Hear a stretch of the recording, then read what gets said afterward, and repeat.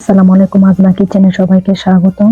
আশা করি যে যেখানে আছেন অনেক অনেক ভালো আছেন। আজকে আমি আপনাদের সাথে আমার অনেক পছন্দের একটি রেসিপি শেয়ার করব। আজকে আমি আপনাদেরকে রান্না করে দেখাবো আলু দিয়ে গরুর মাংস। সম্পূর্ণ রান্নাটাই হবে সরিষার তেলে। সরিষার তেল দিয়ে রান্না এই রেসিপিটা খেতে অনেক মজা ও সুস্বাদু হয়। আমাদের আঞ্চলিক ভাষায় সরিষার তেলকে বলা হয় হুরার তেল।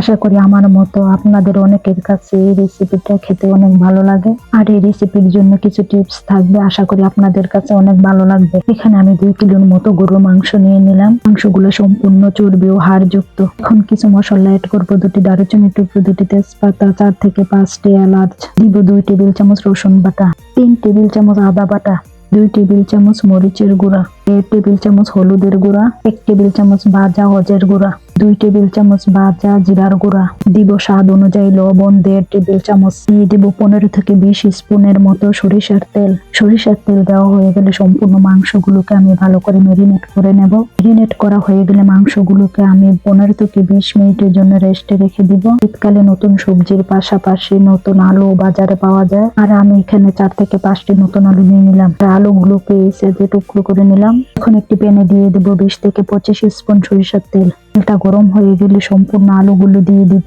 আলুগুলো দেওয়া হয়ে গেলে দিয়ে দেব 1 টেবিল চামচ হলুদের গুঁড়া, 1 টেবিল চামচ নুন। এখন আলুগুলোকে সময় নিয়ে লাল লাল করে ভেজে নেব।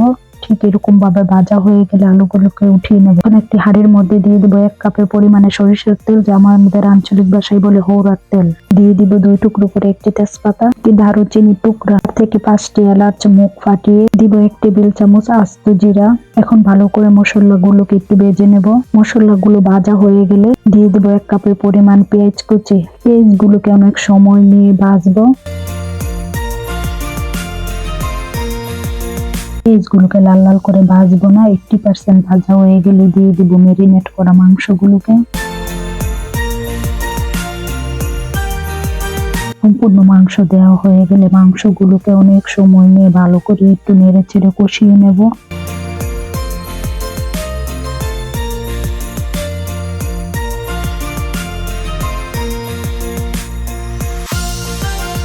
অনেকক্ষণ কষানো হয়ে গেলে 10 থেকে 15 মিনিটের জন্য ঢাকনা দিয়ে ঢেকে দিব। 10 থেকে 15 মিনিট পর ঢাকনাটি আবার উঠিয়ে নিব। দেখুন কষানো মাংস থেকে কত সুন্দর পানি উঠেছে। অনেকক্ষণ মাংসগুলো কষানোর পর ঠিক এ পর্যায়ে দিয়ে দিব 1 কাপ পরিমাণ গরম পানি। আবারও ভালো করে নেড়ে চেড়ে কষিয়ে নেব। এইভাবে অনেক সময় নিয়ে কষানো হয়ে গেলে আবারও ঢাকনা দিয়ে ঢেকে দিব 10 থেকে 15 মিনিটের জন্য। 1 থেকে 5 মিনিট কষানো হয়ে গেলে ভেজে রাখা আলুগুলো দিয়ে দেব। আবার একটু নেড়ে চেড়ে ঢাকনা দিয়ে ঢেকে দিব। 5 থেকে 10 মিনিট পর ঢাকনাটি তুলে নিব। ঠিক এই পর্যায়ে দিয়ে দেব 4 থেকে 5টি আস্ত কাঁচামরিচ। 2 থেকে 3 মিনিট পরে দিয়ে দেব 1 চামচ টেস্টি লবণ। একদম শেষ পর্যায়ে দিয়ে দেব 1.5 চামচের মতো গরম মশলা।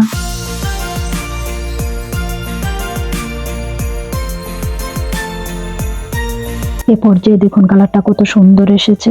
এভাবে রান্না করলে যে কেউ আপনার প্রশংসা করতে বাধ্য হবে এবং অনেক তৃপ্তি সহকারে খাবে।